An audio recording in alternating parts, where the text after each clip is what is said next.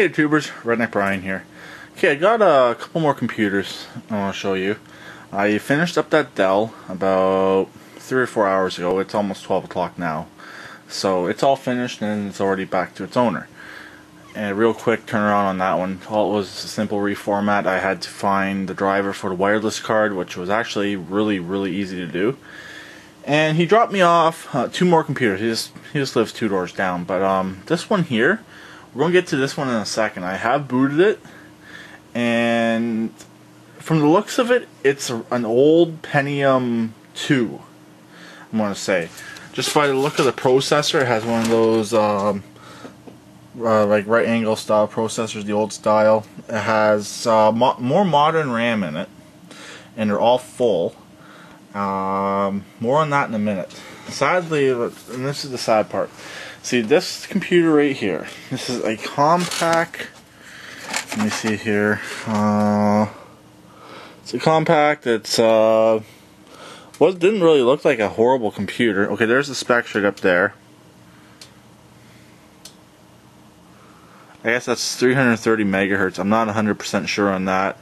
256 megs RAM and a 40 gig hard drive. I'm not 100% sure if that's what the megahertz was or not. It's Pentium D. So it says D Pentium, but I think that's the same as Pentium D. Sadly, this computer is junk. If you take a look at it, I actually think this was involved in a flood. No signs of water in it. He originally liked this computer because it has all the nice ports up there, one USB right there, but as you go down, here's the audio ports. You cannot see any of this with the front cover on. It was a fully complete computer, had CD-ROM, hard drive, no floppy, because it's newer.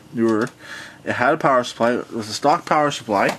I plugged it in, and I got a power supply light. Let me see if I can just grab it here. I think this is it right here.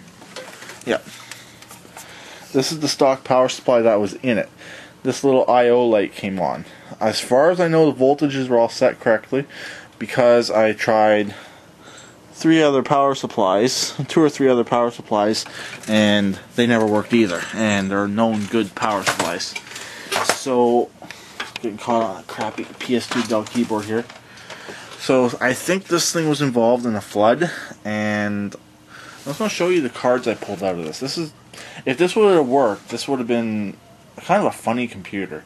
That's why I was hoping that this one would have worked. But first off, before I show you the back, it had this modem in it. It had a network card in it, which these 2 cards don't look to be too bad. And it had this monster old video card in it. So I figured what I did first was I figured one of these cards might have been shorting. So I pulled the video card, wouldn't boot. Pulled the network card, wouldn't boot. Pulled the modem, still wouldn't boot. So I diagnosed it to a bad motherboard.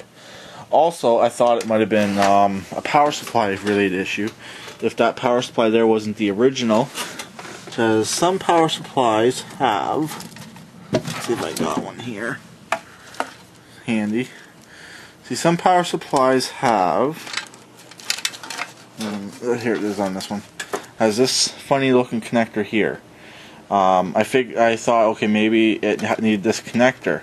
Maybe they had changed the power supply and put a wrong style power supply in. Because some of the newer ones have this connector. They also have this extra connector right here. That wasn't the case. I could not find any extra hookups on there.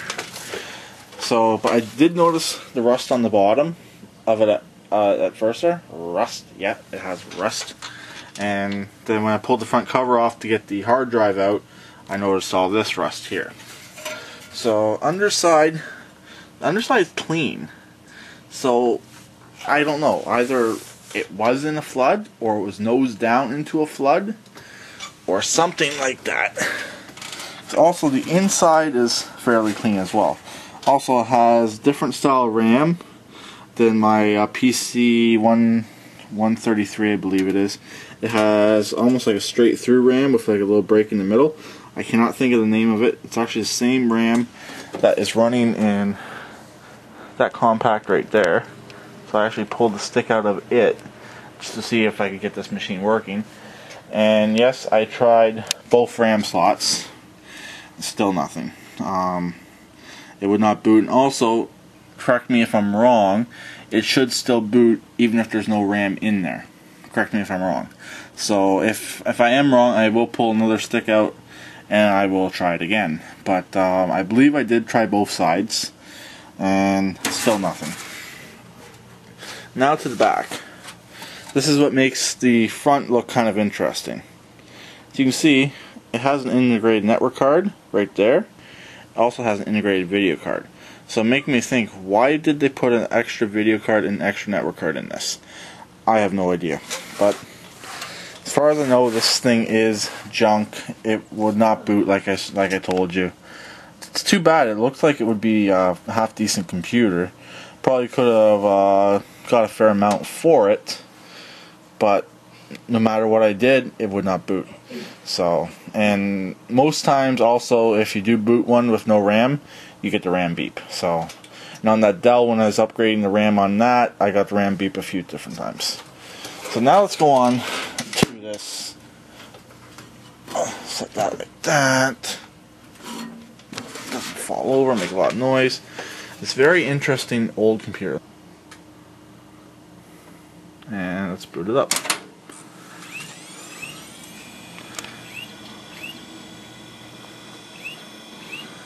From boot up, this thing appears to have over 500 megs of RAM in it. That's just what it straight off appears, right there. Typical floppy boot. And look what it's going to start loading. That's why I stopped and made this video. It's going to come up, Windows XP Pro. Yeah, this thing is booting Windows XP Pro. This, like I said, looks like a really old computer.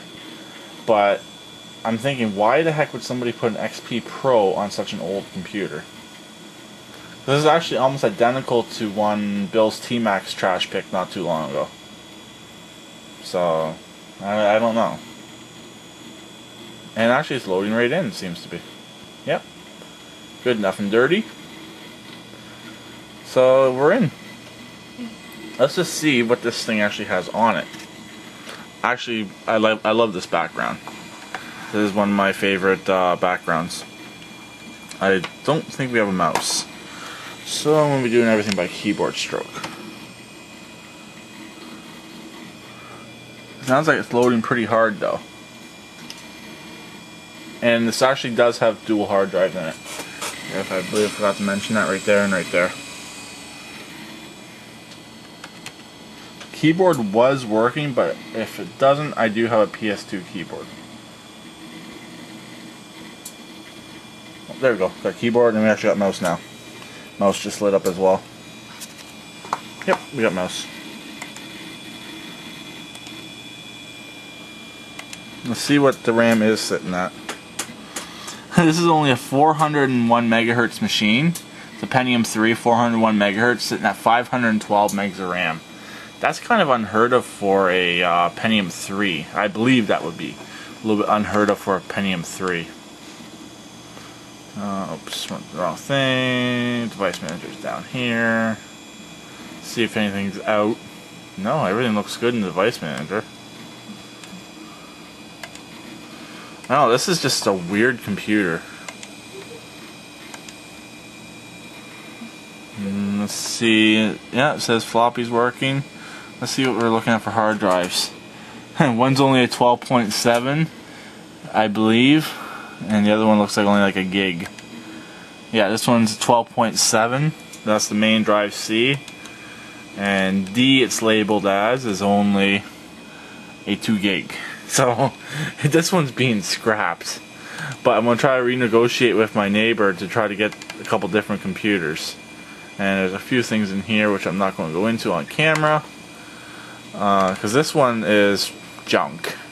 This would not even cover my expenses to fix that Dell. So yeah, he does have a few other ones that I'd be interested in. So I just thought I'd share this with you.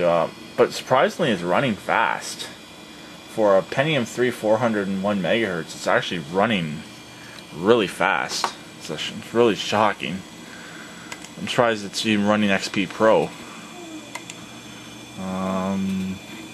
Let's just go back into the property zone. Yeah, that's a kind of a shock right there. So yeah, I guess that concludes this video. I'm just going to show you another shot of the inside. And it does have one of the old style right down there. Ports for the sound card. But this is just kind of weird. A 400 megahertz machine running Windows XP Pro. Yeah, so I will talk to everyone later. Please keep your redneck like always, and please subscribe and comment.